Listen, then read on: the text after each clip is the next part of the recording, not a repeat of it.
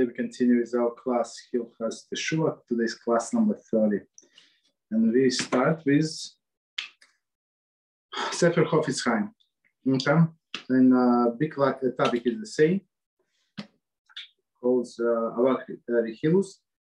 And today's topic is sensitivities.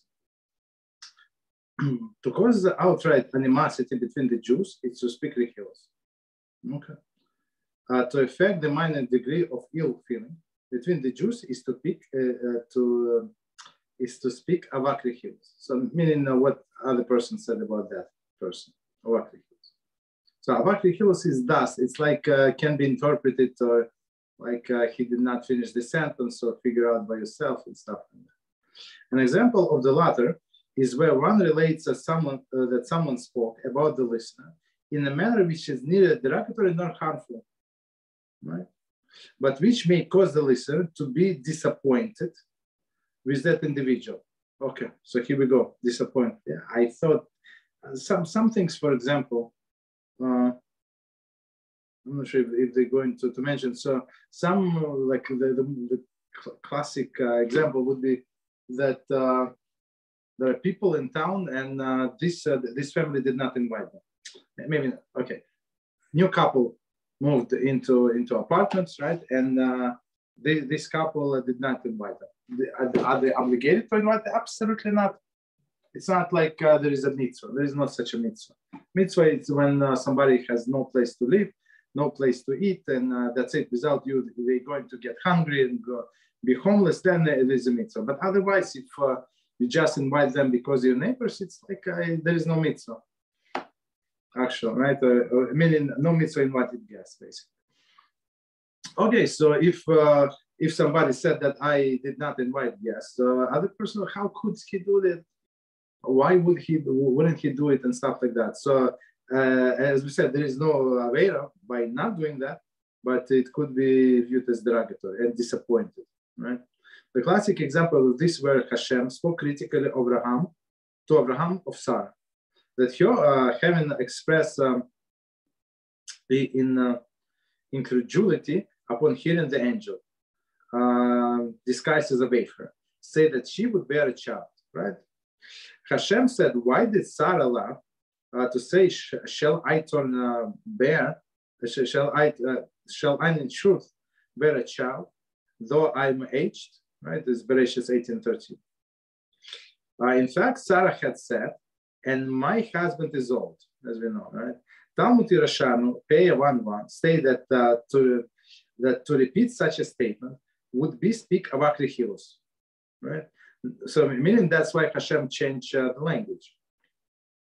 Now to say that a man is 99 years old is neither derogatory nor damaging. I mean, he's 99 years old. He cannot have children. So what is so derogatory? It's normal. I mean, would somebody at this age, or I don't know, 80 years old, would get embarrassed or offended if he cannot have children? Actually, maybe, because of the huge ego. However, it is a bit discomforting for a person in advanced age to hear that his spouse speaks of him as old man. Okay. Therefore, the report such a remark is speak avak Rehilus. That's why Hashem had to change this around. Okay. So we stop here. Okay, so Hilchot Teshuvah. So we're at the end of the chapter 8. Very interesting chapter, of course, with all of them. So let's see. Chapter 8, Halacha 7, page 706. And it says, one second, let me see. Hold on to this Halacha.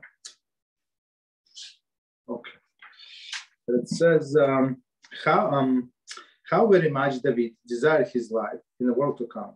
He exclaimed in Psalm 27:13, had I not believed that I would see the goodness of God in the land of the living. Okay. The sages of the previous generations have already informed us that man does not have the potential to appreciate the good in the world to come in a full sense, nor can anyone know its greatness, beauty, and power except God alone. all of the beneficence which the prophets promise Israel in their visions are only physical concerns which Israel will appreciate in the Messianic age, when the dominion of the world will return to Israel. However, the good of the life of the world to come has no comparison or likeness. So all of this compares that sheep is going to lay down like on a pasture with a lion, with a wolf. They're going to eat grass together. All of these beautiful things. It's only about Messianic time. It has nothing to do with what Rambam is calling world to come, meaning Gan Eden. Right? No comparison, no likeness. Nor was it described by the prophets at all. Why? Because it is impossible to describe it. So that's one of the reasons that most people know exactly zero about it, exactly zero or even less than zero, and or other people have like a salad in their head, right, between world of Mashiach, time of Mashiach, and Gan Eden. Okay. So why did not a prophet did not describe it? Less such a description with such a they diminish it. So since it is it's not describable, you're trying to use words, and guess what? You can use spoiled. This was implied by Yeshayahu 64:3 statement. No eye has ever seen, O God, except for you, what you will do for those who wait for you. There is the good which was not perceived by the vision of a prophet and is perceived by God alone. This was created by God for those who wait for him, meaning for HaShem. The sages declared, all the prophets only prophesied about Messianic age. However, regarding the world to come, no eye has ever seen it, or God, except for you. Okay. Of course, we have all of these bits and pieces, like from the Gemara, but no real picture. Of course, why? As exactly as the Rambam says. Okay, so let's do from the beginning with all of the commentary and try to explain. So number 7 from the beginning. How very much did David desire life in the world to come? He explained, I had not believed that I would see the goodness of God in the land of living. Meaning, David is saying that just the thought that I'm going to inherit this world to come, so help me to go through all of these struggles and to remain righteous. Commentary. Talmud Brachas 4a comments on this verse. David told God, I trust that in the future you will give generous reward to the righteous, but I do not know if I'll be included among them. So it's very interesting. So David was not sure, and he was, as our sages say, Halacha is always like David Hamelach, right? But many people today, they keep exactly zero, or even do a little opposite than zero. And they're sure they get the place next to David, maybe next to Romash Rabbeinu. Very interesting. The sages of the previous generations have already informed us that man does not have potential to appreciate the good of the world to come in a full sense, nor can anyone know its greatness. Sages of previous generations. Most commentary maintain that Rambam is referring to the passage from Brachas, which is quoted at the conclusion of Halacha. Okay, right. So one more time. Does not have potential to appreciate the goodness of the world to come in a full sense, for nor can anyone know its greatness, beauty, and power except God alone. Okay, power. As explained in the previous halacha, the very nature of material reality prevents us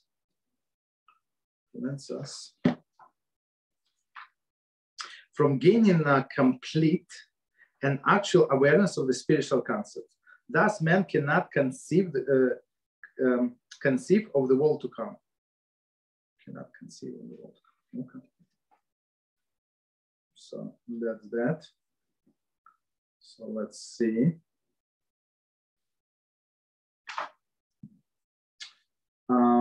So it was power except for God alone. So let's see. God knows all his creations, of course, both physical and spiritual. And thus, he appreciates the nature of the world to come. Okay. Appreciate means that he knows. That's what it means. Okay, continue. All the beneficence which the prophets promised Israel in their vision are only physical concerns which Israel will appreciate in Messianic age, when dominion over the world will return to Israel. So let's read the commentary, and we're going to explain what does it mean that the dominion of the world is going to return to Israel. 60. The prophetic vision do not refer to ultimate reward of the world to come, but rather to Messianic age, when Israel will be granted dominion over the Gentile nations, and an age of peace and knowledge will begin.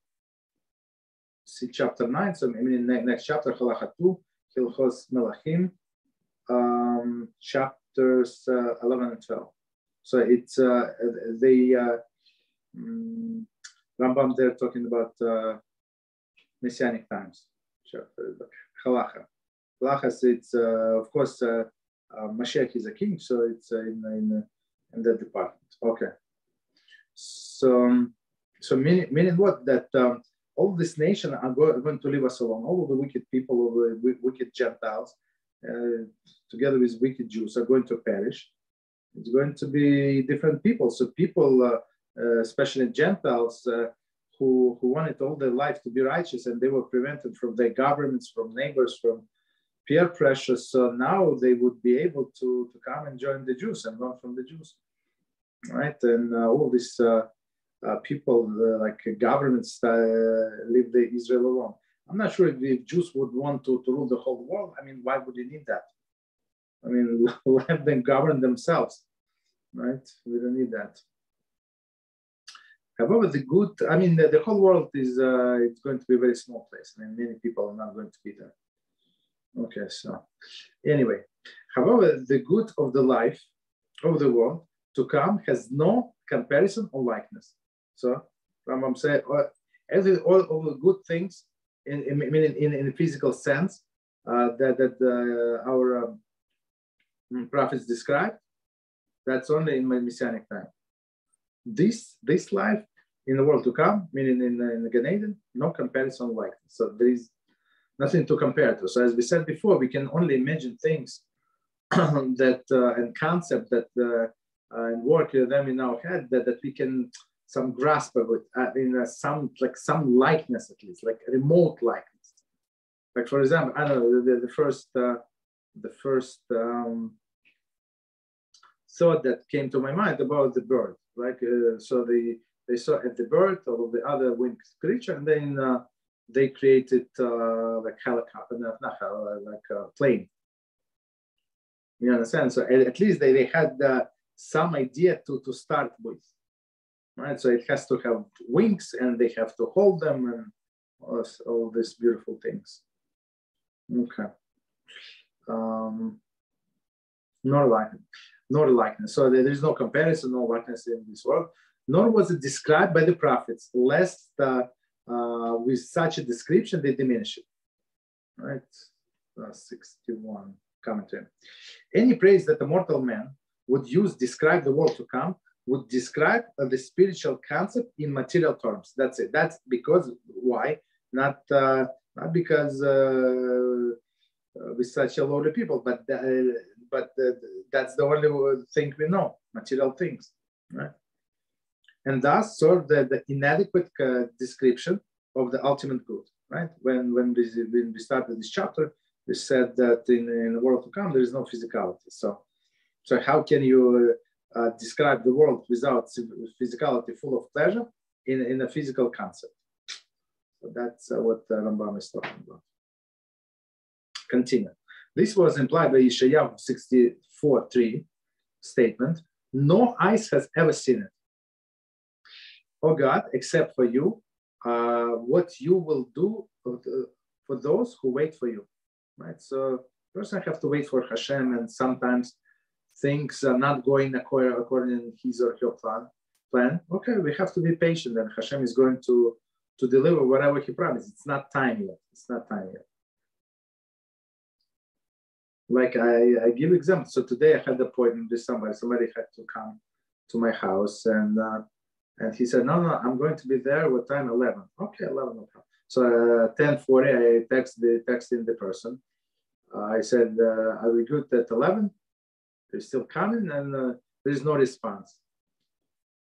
Okay, no response. So at 11:20, I gave up. So these guys, I was about like to leave a mess, but I have other things to do. So if you don't want to come, you cannot come. Just let me know. So 11:30, he called and he said, I got into a car accident, and the voice was shaking. He said, they had to tow away my car. So you see, sometimes you have to be a little patient, right? And not don't jump to conclusion. HaShem doesn't love me. He's angry with me, this and that. You just work on yourself, be patient, and he's going to show you the truth. So what does it mean? There is the good which was perceived by the vision of the prophet and perceived by God alone. This was created by God for those who wait for him. Okay, as we said, it is to be their reward for fulfilling the Torah and mitzvahs as he desired. It's beautiful. So all of the people who are going to go to that place that Hashem prepared for them. So I have to read it again. It is to their reward to fulfill for fulfillment of the Torah and mitzvahs as he desired. So many people like to fulfill the mitzvahs as they desire, when they desire. And one of the people, and he's first joined the class, not this class, another class, and the person said that the halacha it's too dry. I like to learn Musa. I like to work on myself. I say, okay, you learn Musa, but when are you going to work on yourself? Like you work on your laziness, but are you going to apply to do mitzvah or just continue working on your laziness? So that's the problem. So he said that the halacha is too dry, right? But halacha is to do mitzvah, and mitzvahs as he desires, not as. So in order to know what Hashem desires, you have to know, right? How do you know? You read Shulchan Aruch, read Rambam, you know what he desires and how he desires, in all of the details. Like continue. The sage is declared. The sage is declared in Bracha story for Bis and Head 99a. Okay, declared. All the prophets only prophesied about the messianic age. However, regarding the world to come, no eye has ever seen it, or God, except for you. Okay, so let's see the commentary. There is a difficulty with Rambam quotation of the statement. The Talmud explicitly states that this statement conflicts with that of Shmuel. Okay. There is no difference between the present age and messianic era, except the emancipation from the subjugation to the Gentile kingdoms. So that's one of the opinions that is brought down in that Rambam, right? So Rambam was aware of it. It's like that's not how most people would who waste their time in learning about the Messianic age instead of learning the proper blessing on the soup, right? To live to Messianic age. So they expect it's like a fairy tale land, right? And Rav Shmuel said no, there is no difference. So one more time, there is no difference between present age and Messianic era, except with emancipation from subjugation of the Gentile kingdom. That's it. He said it's the only difference. Okay. Continue. The messianic prophecies present a change in the nature of the world and the introduction of the miraculous order, and runs contrary to the Shmuel's opinion, which maintains that in messianic era, the nature order of the world will not change. So he said will not change, but we have other sources that it will change, right? So let's see. Thus, the question arises in Hilchot Melachim 12:2, and in following chapter, Halacha 2, meaning in 9, right? Rambam quotes Shmuel's statement as halacha. Very interesting. So Rambam said it's not going to change. How can the Rambam quote two conflicting statements and establish them both as binding halacha? Right? So here he said that the Israel is going to dominate on the Gentile nations. At least they're going to leave us alone. And here Shmuel said, no, they're only going to give us alone, and all the rest of the life is the same. Okay, so let's see. The Lechem Mishneh explains that though the Rambam quotes Shmuel's words, he interprets them differently. Here we go. Shmuel maintains that there will be no change whatsoever between the present age and Messianic age, except for the distribution of the power between Israel and the nations. In a contrast, Rambam maintains that there will be a change between the two periods. In Messianic age, the prophet's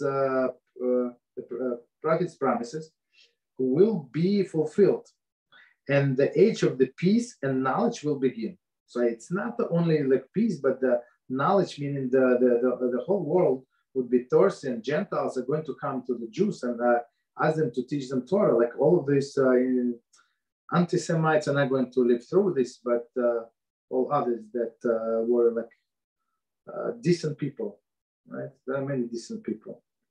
Okay. We'll begin. Nevertheless, as he explains in the Hilchot Melachim, chapter 12, the fulfillment of Messianic prophecies will not represent the fundamental change of the nature of the world. Okay. All of the prophecies that appears to imply such a change must be interpreted as metaphors. That's it. Metaphors. For example, the prophecy in Ishayahu 11:6, a wolf will dwell with the lamb, should not be interpreted to mean that the wolves will change their prey nature, right? Rather, the prophecy is a metaphor describing how Gentile nation, the wolves, will dwell in peace with Israel, the lamb. See also the notes to conclusion chapter 9. I mean, we're going to get to it. So, I mean, but most of the people quote this idea that it's not the idea, the verse, the wolf will dwell with the lamb, like straightforward. That's what we're going to be, which means the change of the nature, right? But Rambam said no, it's metaphor. It's nation of Israel is compared to the sheep, to a sheep, right? And all other nations to 70 wolves. And HaShem said, look, all of the 70 wolves are trying to destroy all of these years, all of the generations. And who are you? You're not a lion. You're nothing. You're little sheep, right? Any wolf can come and kill you, basically. And guess what? Why didn't kill you so far? Like why do we not care so much about weapons, all of these things? Because weapons are not going to help us. HaShem is going to help. Yeah. So when the spiritual, when the physical danger arrives, so you have to get spiritual, more spiritual. Why? To get Hashem's protection. You always have to get and pray for Hashem's protection, but especially in a dangerous time. Right? It's not the weapons, it's not the knives or guns, and then we are going to help you. 64. Oh, okay, it was 64. So we finished that. So let's start. Unless you have any questions, we can go to halacha number 8.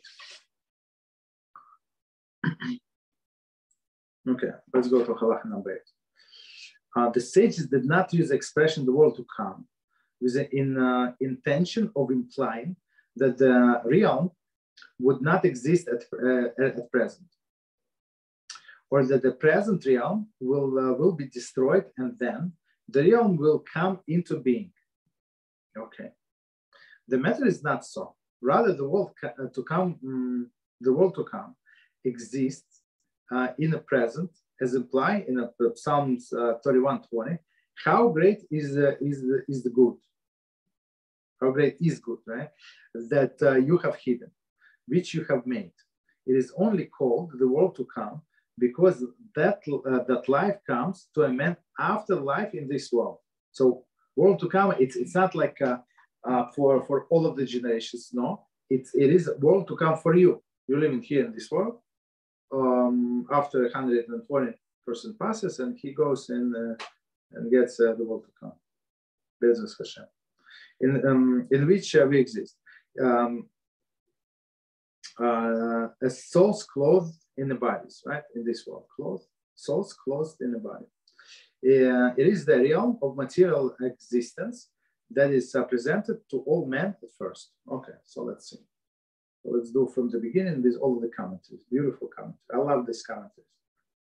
They clarify many things. You read Rambam and you think that you understand because it's clear, but then they add a different twist, like depthness to his statements.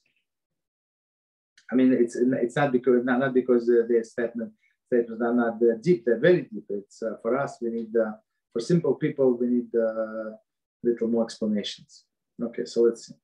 From the beginning, 8. The sages did not use the expression "the world to come" with intention of implying that the realm does not exist at present. So meaning that Gan Eden is not exist and it's going to be get created. That's what Rambam means. Okay, Rambam seeks to clarify that the world to come will not come into being only in the future, right? So it is already there, as we said. Or that the present realm will be destroyed and then that realm will come into the being, right? So this world is going to destroy and that pleasurable place is going to get built and all of the people at Tzaddikim is going to sit around the Shechina and point the fingers. So it's not that, right? So that place exists. The experience of the world to come does not require nullification of this world. So of course, all of these people who passed Moshe Rabbeinu, all of the other tzaddikim, from that time until now, they end there. Exactly. So this world exists and that world exists, and they exist in parallel. No contradiction. The matter is not so. Rather, the world to come exists and is present, as implied by Psalms 31:20. Okay, in the present.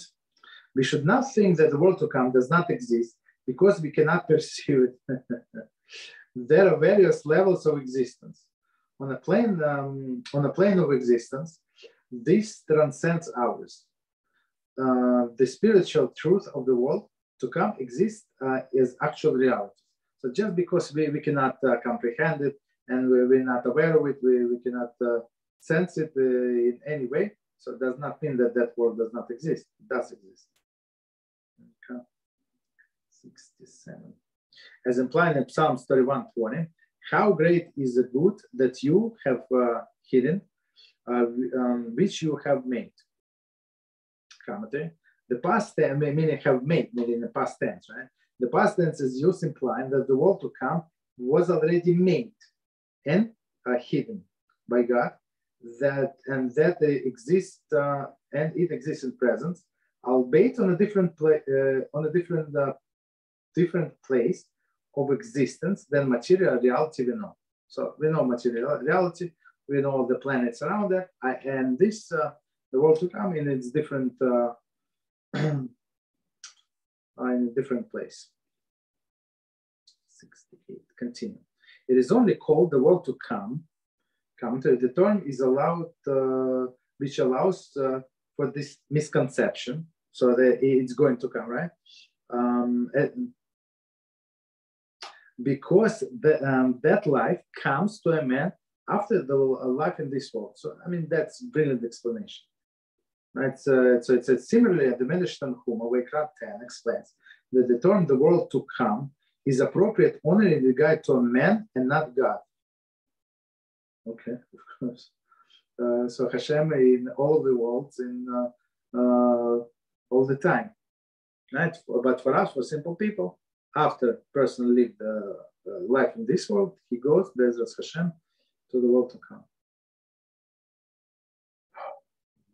it is only called the world to come because that life comes to a man after life in this world, in which we exist as soul clothed in bodies. 71. For it is our service in this world, which allows us to make the place in the world to come. Okay. Our service in this world. It is a realm of material existence that is presented to all men at first.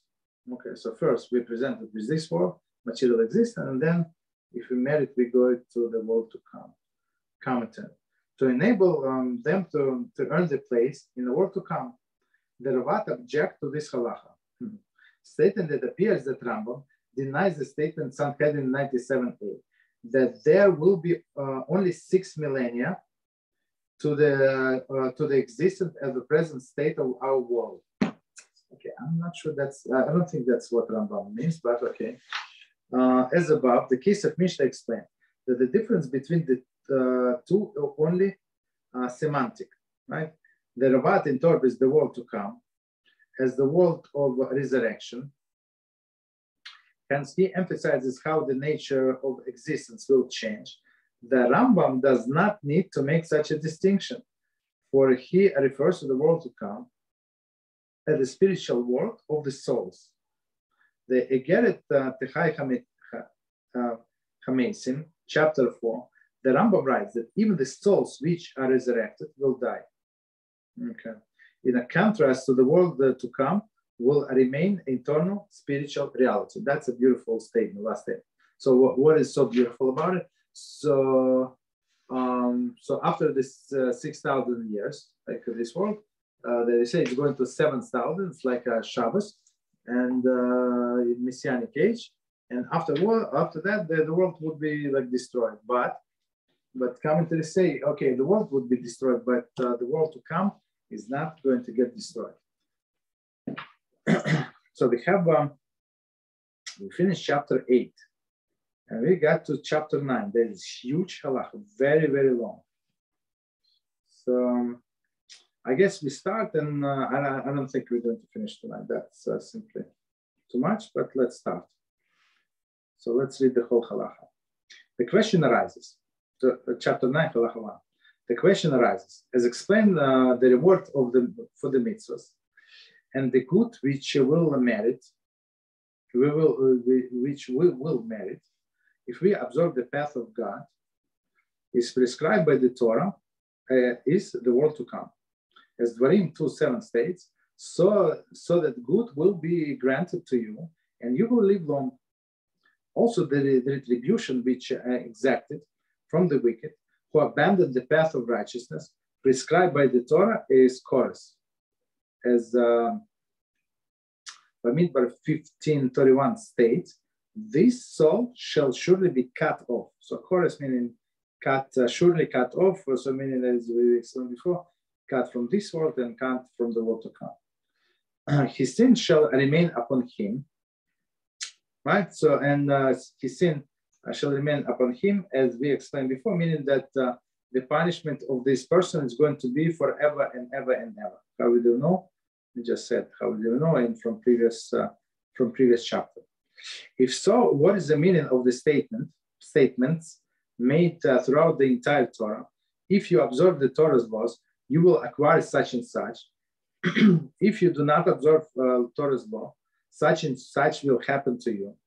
All of the benefits and difficulties that are promised are matters of the material world, right? For example, plenty and famine, war and peace, sovereignty over the other nations, or a humble national standing, the settlement of the land of Israel or exile, excess in one's deeds or loss, and all other points mentioned in the covenant, right? So in all the covenant, meaning in the Chumash, right? So all of the things said in Chumash is a physical things. All of the blessings only in this world, right? All of the beautiful things that we read right before Havdalah, right?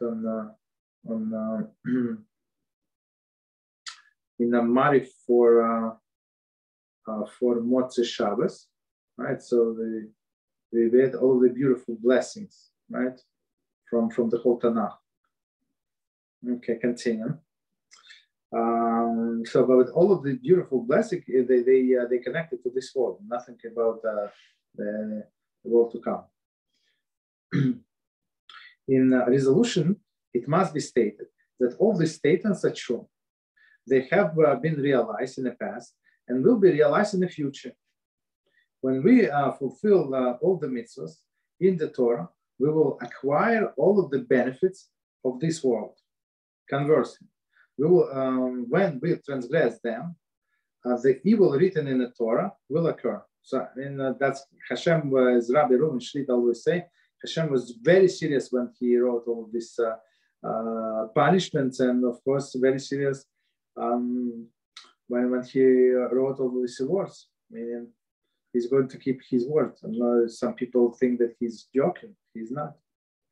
Nevertheless, those benefits are not the ultimate reward for the mitzvahs, right? As we say, that's what we say in the morning. So for some mitzvahs, they get a huge reward here, but the main portion of the world in the world to come, right? That's what we say every morning. Nor are those evil ultimate retribution to be exacted from someone who transgress all of the mitzvahs. So all the bad things, it's not only beginning of the punishment, right? Or the person is going to suffer in this world, whatever he's going to suffer. But the main punishment is in the world to come. Continue. It's very long. Rather, the resolution of the matter is as follows. God gave us Torah, which is tree of life. Whoever fulfills what is written within it and comprehends it with complete and proper knowledge will merit the life in the world to come. So that's exactly what we do. So we read the Torah. So this is what HaShem wants from us in all of our classes, and we try to comprehend and try to go line by line, try to explain, try to give examples to understand what with proper knowledge, as Rambam said, what HaShem wants from us, right? Why, right? Why? It's not, I don't want to say why, but and it's going to bring a person a merit in life in the world to come, no more, no less. A person merits a portion in the world to come according to the magnitude of his deeds and the extent of his knowledge. So, but a person who has no knowledge, how can he do good? How does he know what is good, what is bad? I mean, according to him, maybe it's fantastic, but according to HaShem, it's absolutely disgusting. In addition, we are promised by the Torah that if we fulfill it with a joy and good spirit and meditate on its wisdom at all times, God will remove all of the obstacles which prevents us from fulfilling it. For example, sickness, war, famine, and the like. So it does not mean that there are going to be no war, but these righteous people are going to survive this war. Similarly, he will grant us with all of the good, which will reinforce the performance of the Torah, such as plenty, peace. So I mean, you cannot be sick or struggle and try to. I mean, if you try to feed your family and I don't know, and learn Torah, 9 hours a day, right? So it's very difficult, very, very difficult, right? So there's like you show Hashem, that's what I want to do. And Hashem is going to help you. There's Hashem, most likely. Maybe yes, no. Of course, there is no guarantee, but at least give him the reason to help you, right? Such as plenty, peace, and abundance in silver and gold, in order that we not be involved throughout all our days in the matters required by body, but rather will sit unburdened and thus have an opportunity to study wisdom and perform mitzvahs in order that we will merit the life in the world to come. So a Jew does not need a lot of gold and silver or other things just a little comfortable life that you can pay for your rent, you can pay for your food, you can absorb the mitzvahs, and basically don't as Rambam says very clearly, don't get yourself too much involved in this world. Let other people work, okay, let them be rich and super duper rich, but you serve Hashem. That's not our purpose in life, to get rich or like live in luxuries. Okay. This principle is expressed by the Torah. After Dvarim 6 verses 11 and 12 promises us all of the benefits of this world. It concludes in verse 25, and charity will remain for us if we take care to perform all of these commandments.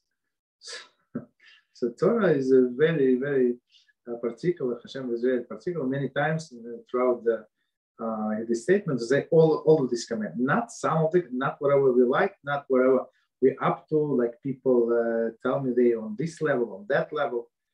I mean, they make all these levels in their head, and I think it's my personal opinion, and that's what I try to explain them.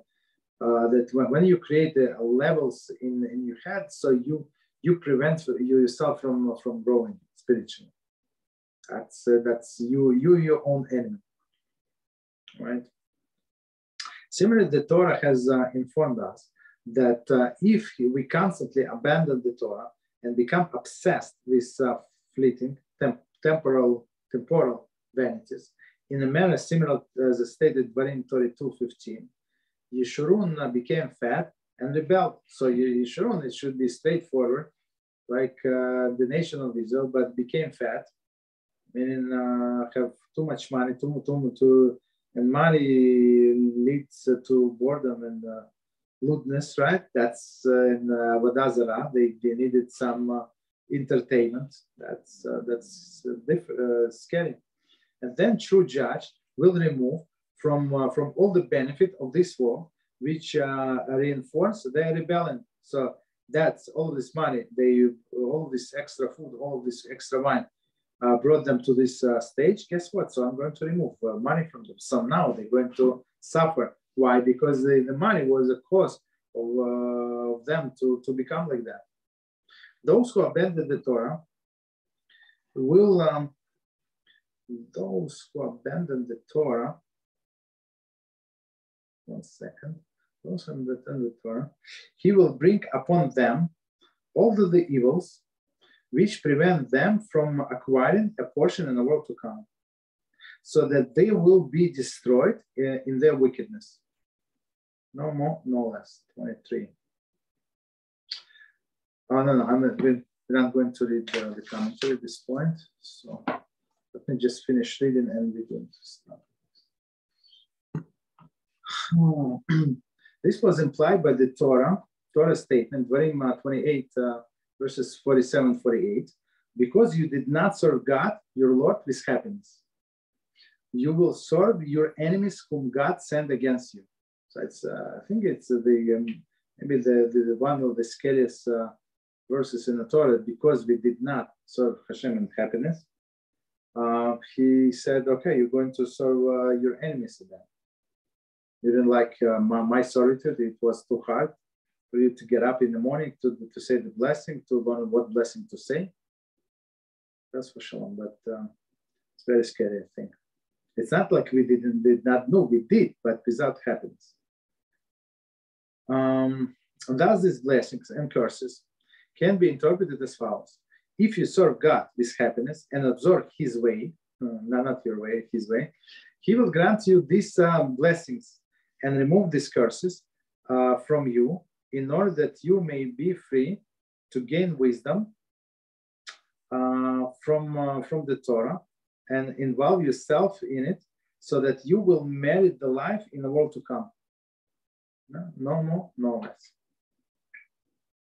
So, actually, you know what? Let me just read it quickly and we're going to explain and continue. Thus, the blessing and the curses can be interpreted as follows. If you serve God with happiness and observe his ways, right? Whatever Hashem send you ways, so be happy, right? He will grant you these blessings and remove these curses from you, in order that you may be free to gain wisdom from the Torah, involve yourself in it, so that you will merit the life in the world to come. So say, HaShem, everything I want to do, just learn your Torah. I don't want to get involved in this world. So it's same like a little parnasa, whatever, the minimum of the minimum. Whatever you think is good for me, so I'm going to live on that.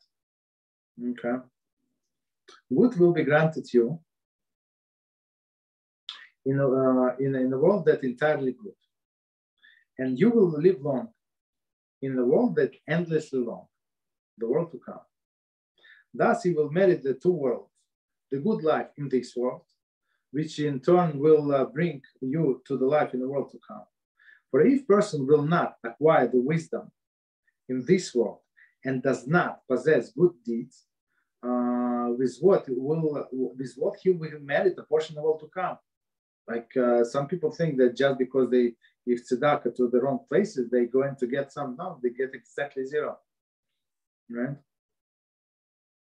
Thus, Keheles 9:10 states, there is no work, no accounting, no knowledge, no wisdom in a grave. So everything you can learn and get knowledge and wisdom only here, as we learned in the previous chapter. So you take this wisdom and you go to the world to come, and then you can develop, you can build up on that wisdom and all the things that we do not understand in this world. The sages are going to explain us in the world to come, but you have to come with wisdom. I mean, without wisdom, without Torah knowledge, how can you be a righteous person, even to go there in the first place? Okay, continue. Conversely, if you have abandoned God and become obsessed with food, drink, lewdness, and the like, he will bring all these curses upon you and remove all of the blessing until you will conclude all your days in confusion and fear. You will not have you will not have a free heart to or a complete body to fulfill the mitzvahs in order to forfeit the life in the world to come. So HaShem is not going to allow that. Thus, he will forfeit two worlds. So the person has v'shalom, he's going to, because of his stupidity, right? He's going to lose two worlds, forfeit two worlds. For when a person is occupied in this world with sickness, war, and hunger, he cannot involve himself in either wisdom or mitzvahs. Like a person is always hungry. How can he do mitzvahs? I mean, it's very scary, but some people, yeah, they hungry. Wisdom of mitzvahs, which allow him to merit the life in the world to come. So that's, believe it or not, I think it's the longest halacha that we've learned so far. Maybe we start a little, but because even in one class, we're not going to finish. In the whole class, we're not going to finish. So let's start a little and then continue next time. So from the beginning, as it's commentary, a question arises, as explained the reward for the mitzvahs, commentary. The phrase is borrowed from the Turkey OS 216, not Rambam interpretation of that Mishnah. Okay. Question arises, explained in the reward of Torah and mitzvahs, and the good which we will merit if we observe the path of God as prescribed by the Torah in the world to come, as wherein 2:7 states. So good will be granted to you, and you will live long. Commentary. Halacha 1 of the previous chapter explained the verse referring to the world to come, meaning long, meaning because it, as we explained, just to remind us, in the previous chapter, we said, Rambam said it could not, like logically, just use your logic. Right? It cannot mean the life in this world, right? Because people die here. Live, so life, when somebody is dying, is not considered life. Also, the retribution which is exacted from the wicked who abandon the path of the righteousness, prescribed by the Torah is chorus, right? Chorus, correct? As Numbers 15:31 states, this soul shall surely be cut off. his sin shall remain upon him. Number 3. As explained in the commentary to Halachas 1 and 5, previous chapter, Chorus is the ultimate, but no means the only punishment received by the soul. So that's what we explained last time, not last, maybe time before last, that soul that it's getting chorus, meaning that it's not going to get in the world to come and going to be in forever. That's what it means. So it has to go somewhere. Continue. If so, what is the meaning of the statement made throughout the entire Torah? If you observe Torah laws, you will acquire such and such. Commentary. For example, the second paragraph of the Shema, wherein 10 verses 12 through 15 relates. If you carefully pay heed to my commandments, I will grant the fall and the spring rains. You will have the ample harvest. You will eat and be satisfied. Similarly, many other passages throughout the Torah promise material blessing for its observance. Right. So what does it mean? That's what Rambam said. If you do not observe the Torah laws, such and such, you will such and such will happen to you. Commentary. For example, the above cited passage, wherein 10, verses 16 and 17 continues. Be careful lest your heart be tempted to go astray. God's anger will then be directed against you. He will lock up the heavens. The land will not bring forth its crops, and you will vanish from the land. Similarly, in many other instances, the Torah also threatens material catastrophes for the failure to observe Torah and mitzvah. So material catastrophes in this world, of course. Okay. Continue. All of the benefits and difficulties that are promised are matters of this material world, as we said, right? In Chumash, right? Whatever we said, it's not material. Maybe some statements, our sages explained homiletically, right? But straightforward meaning is in this world only. Okay. So one more time, all of the benefits and difficulties are promised matters of this material world. For example, plenty and famine, war and peace, sovereignty over the nations, or a humble nation standing. The statements of the land of Israel or exile, success in one's deeds or loss, and all potential points mentioned in the covenant. Number 6. So, I mean, from these statements, we see that Torah is talking about this world. Okay, so commentary. In Vayikra, chapter 26, and Dvarim, chapter 28, relates a series of blessings, which will receive for fulfillment of the mitzvahs and curses, which we will suffer if we ignore them. In conclusion, Dvarim 28, 69 states, these are the words of the covenant that God instructs Moshe to make with Israelites, besides the covenant that was made with them at Horeb. Rashi interprets the covenant at Horeb as referring to the blessing and the curses mentioned in Vayikra. Okay, so let's maybe we finish this page at least. Okay, because there is too much for one time to read all of these pages. Okay, in the resolution, it must be stated that all those statements are true. They have been realized in the past and will be realized in the future. Commentary. The promises of success for fulfillment of the Torah and mitzvahs and disaster for their lack of observance will be fulfilled in both national history and the national history of the Jewish people as a whole and individual destiny of each particular Jew. That's scary. So as the whole nation and in each particular Jew. If a Jew does not observe, like may other do, but he doesn't, so he's getting what he deserves. In the future, these promises will continue to shape the face of our people. Scary. Continue. When we fulfill all the mitzvahs in the Torah, we'll acquire the benefit of this world. So it's not for free. That's not why we do the Torah mitzvahs, but Rambam says it's not for free. You do, and you get the blessing in this world. Perhaps the Rambam mentioned all the mitzvahs, in double quotes, expression all the mitzvahs, as allusion to the concept in Bracha 7a, Rosh Hashanah 16b, that the person who is not completely righteous is required to suffer difficulty in this world to absolve his sins. Okay. In a contrast, a completely righteous man prospers in this world as well. Okay. So if we don't prosper yet, so we know why. We have the things to work on. Okay, Baruch Hashem. Okay, continue. Nevertheless, those benefits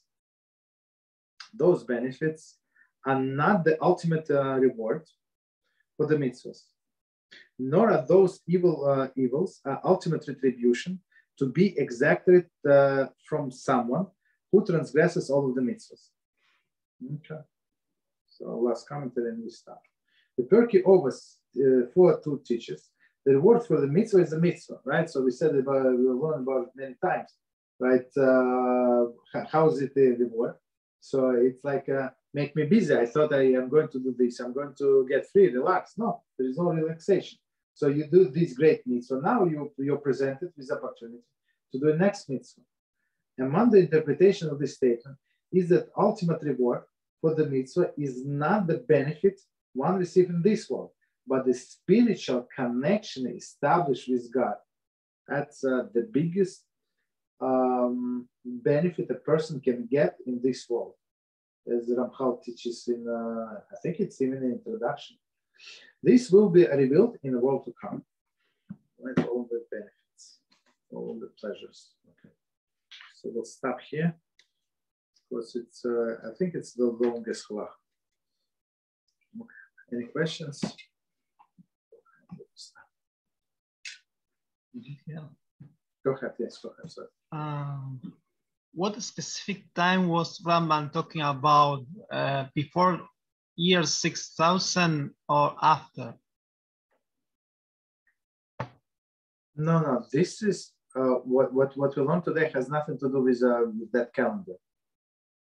We're talking about parallel world, that world of souls. From the beginning of the creation, when people die, they go to this Olam Haba, the world of souls. I mean people. When I say people, the soul goes. The body stays here in this world, but the soul goes to Olam Haba. So it always existed. I mean, from the creation, from the time of creation, HaShem created Olam Haba.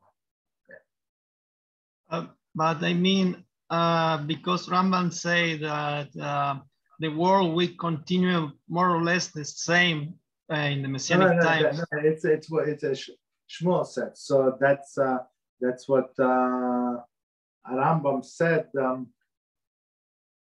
More or less the same, but we know that the world is going to continue.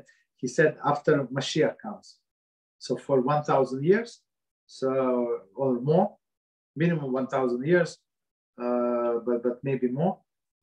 The world is going to continue, and Shmuel said that almost nothing is going to change. But most poskim do not. Most of our sages do not agree with that. So because I understand that there is a pre-messianic era before year 6000, and another fully messianic time from year 6000 to. No.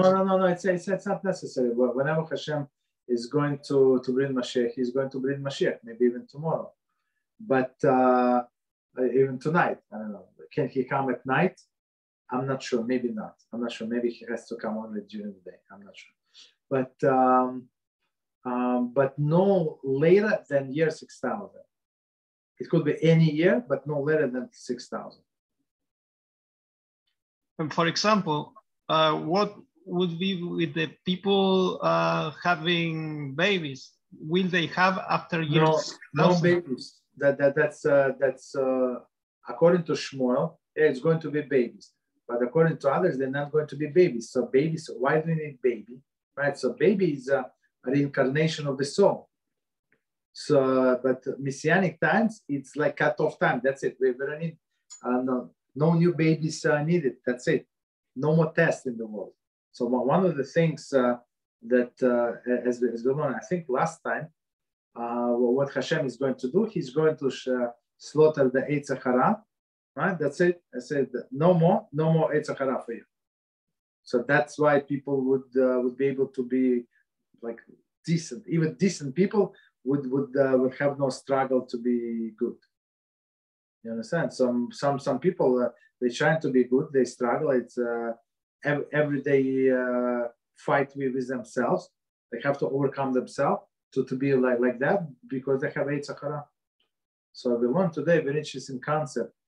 When persons start complaining, when he start, this is difficult for me, this is difficult for me.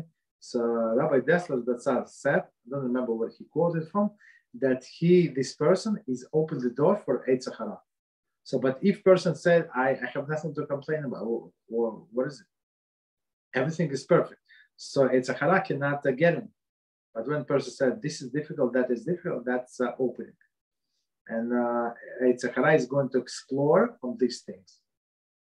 You understand? So, but so what I'm trying to say, I mean, it's not one of the points that I'm trying to say. So if there is no Eitz Hara, there is no test, there is no point for the babies. As I said, there's no point for reincarnation. That's why I would just say all of the worst souls ever comes to be reincarnated now. Why is that? Because it's last chance. They failed all the chances before. It's like last chance. Go ahead. But I heard somewhere that that at the beginning, because I make this distinction before year 6,000, closer to 6,000. I heard somewhere that at the beginning it will be some. It was like gradual extinction of the Yetzer Hara, not from one day to another.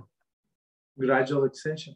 I mean, it could be gradual, but Talmud explains. Of course, it's a metaphoric that HaShem is himself is going to slaughter the wicked one, the Satan. So meaning that the people are not going to die any longer, but it could be only after the resurrection of the dead. You understand? So how long this process is going to take? I don't know. As Rambam say that Hilchas Milachim and the last, I think it last or one to the last halachas.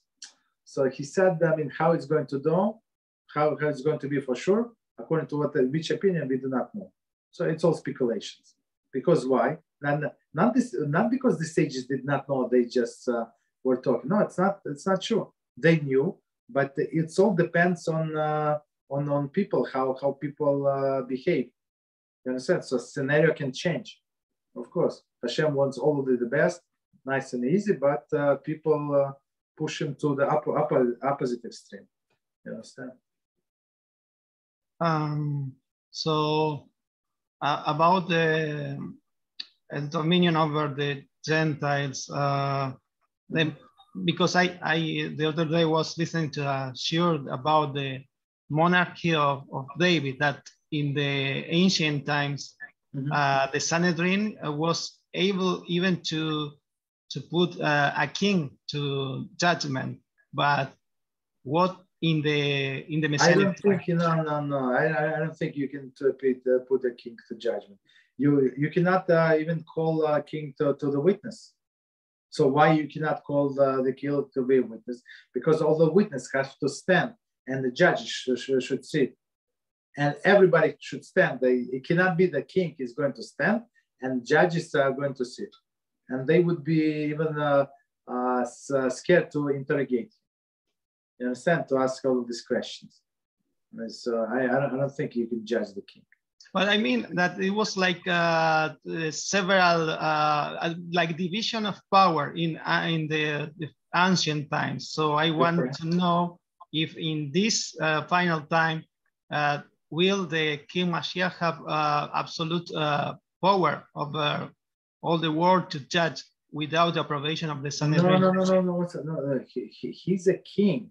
So the power of the king to be a king, to be like a ruler over the physical things, even though he would be very, very spiritual individual, right? But we have a Kohen Gadol, right, who is in charge of all of the things that are going on in the temple, and we're going to have some Sanhedrin to judge. So one person cannot judge.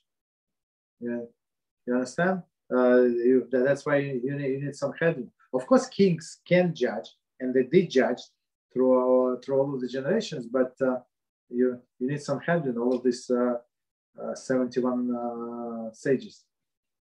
But I hear that, for example, King Mashiach can pronounce certain letters related to the Tetragrammaton, and the Amalekite, for example, will be dead immediately. Exactly. But those two separate things. You're talking about how he's going to conduct the war. So of course, that's so you calling that a judgment? Okay, that's a judgment. When I call a judgment, when somebody, like two people cannot divide, I don't know, a cow or a car.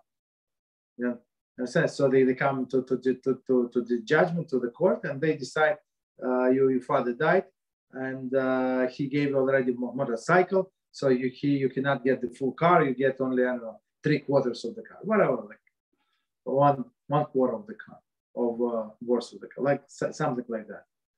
But you're talking about the war, of course.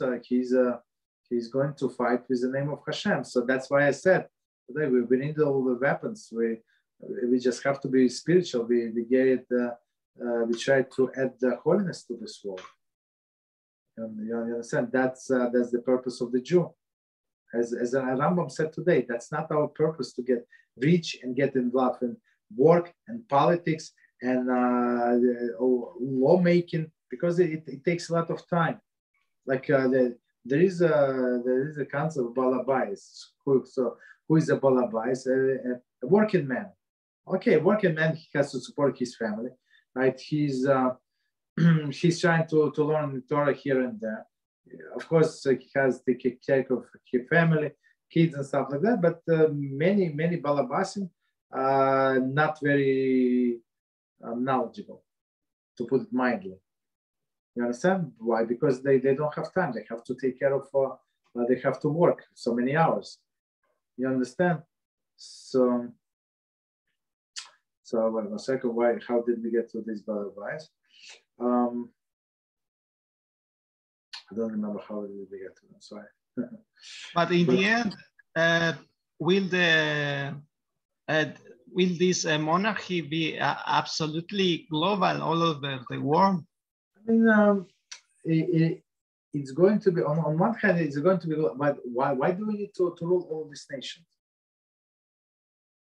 You understand? That's, as I just said, that was never a Jewish idea to rule all over the world. That's what the Gentiles say that we always want to do, and they still say. But that's not, I mean, the righteous Jews want to be left alone and sit and learn Torah and do mitzvah. That's it.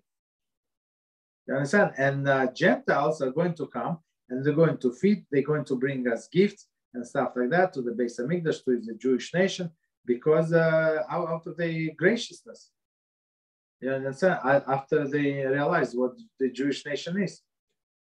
So, but for us to control the world, to be in a government, to be in police, this and that, that's not a Jewish way of life. It's opposite. So all of the liberals, whatever they do, in all of the countries, in the politics, in the government, that's not Jewish way. You understand? So why then it's called a monarchy if maybe it's not going to be all over the world? No. Monarchy meaning over the Jewish nation. The one nation. That's it.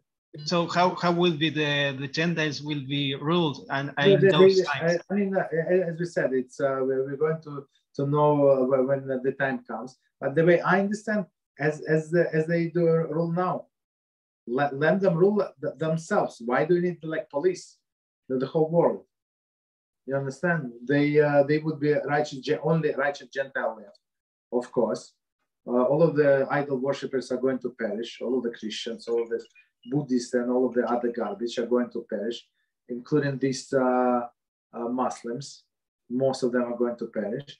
And so there were not only righteous Gentiles are going to be left alone. Like they're decent people, in a sense. So they're going to make a government, decent governments from themselves, in a sense. So let them take care of the business. I mean, they should learn the 7 laws more and implement them. That's it.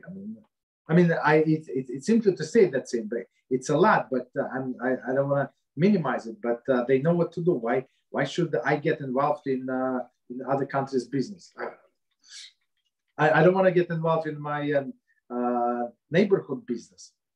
You understand? So needless to say, other countries. So I think to this,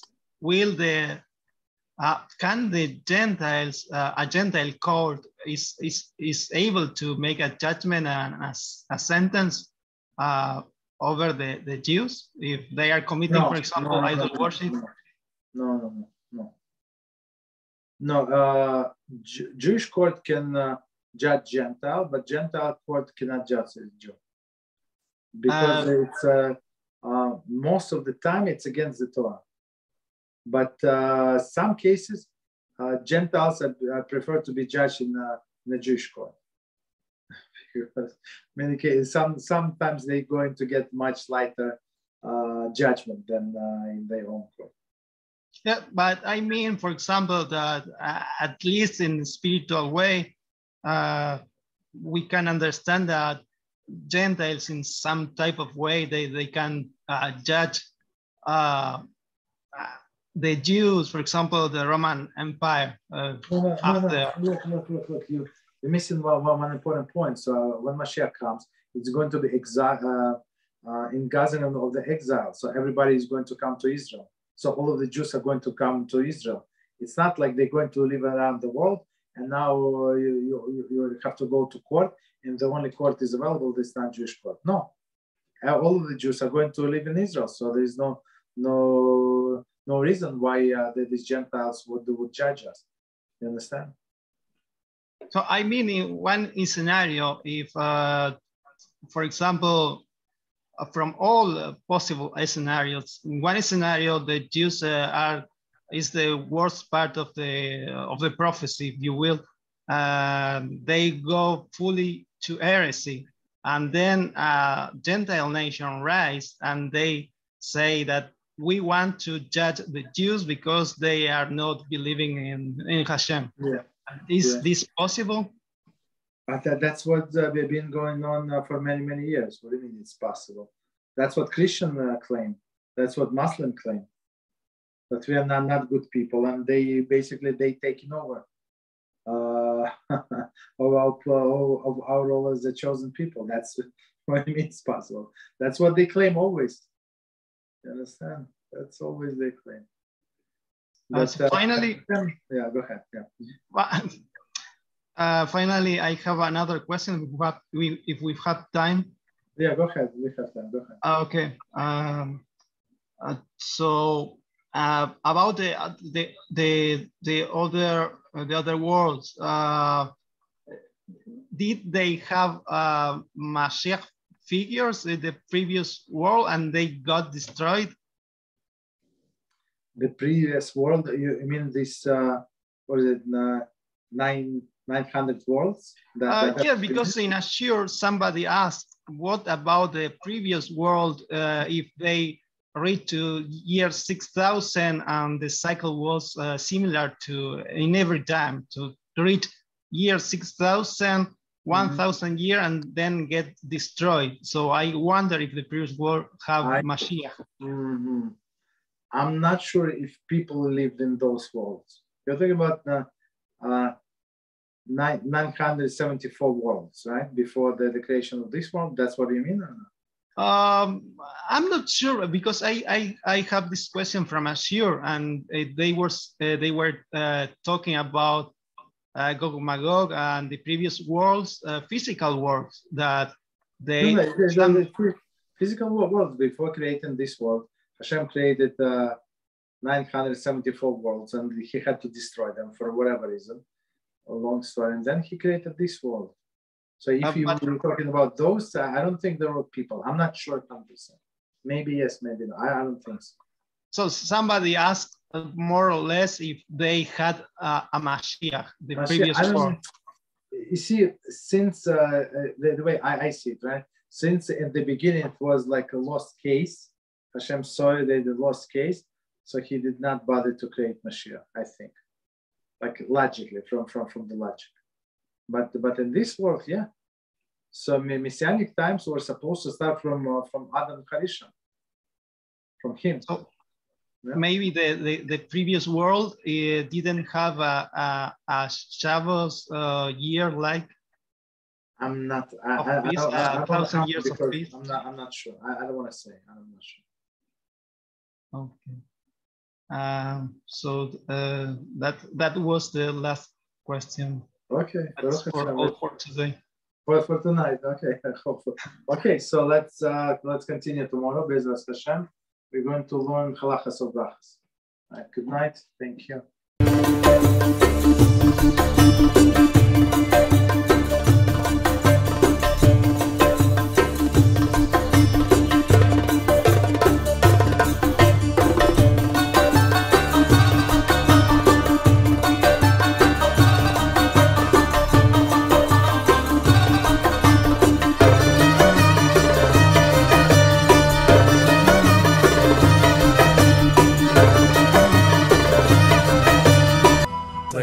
אני מברך את הרבנים, אני מברך את הרבנים, הרב ירון ראובן, הרב אפרים כחלון, ראשי ארגון בעזרת השם, שהלכו בפי עליון, שעלו מעלה, יהיה להם ברכה והצלחה, הקדוש ברוך הוא ימלא בישועות ליבם לטובה ולברכה, שבכל מה שיפנו ישכילו ויצליחו, יזכו עוד לעשות כאלה וכאלה, הודיעו תורה לאדירה, אמן ואמן. בעזרת השם רשת בכל הארץ. הוא היהודי הזה, הוא היה מיליונר, סגר את כל הביזנס, אמר אני משקיע פה בעולמה של תורה. איפה הוא גר? בפלורידה. פלורידה, איפה זה פלורידה? באמריקה. במיימי. כן, ליד. אנחנו שם עכשיו הולכים להקים קהילה ספרדית. חזק אותו בשמי. קהילה ספרדית גדולה. תעבירו מה שבירכתי אותו. כן, קהילה ספרדית גדולה.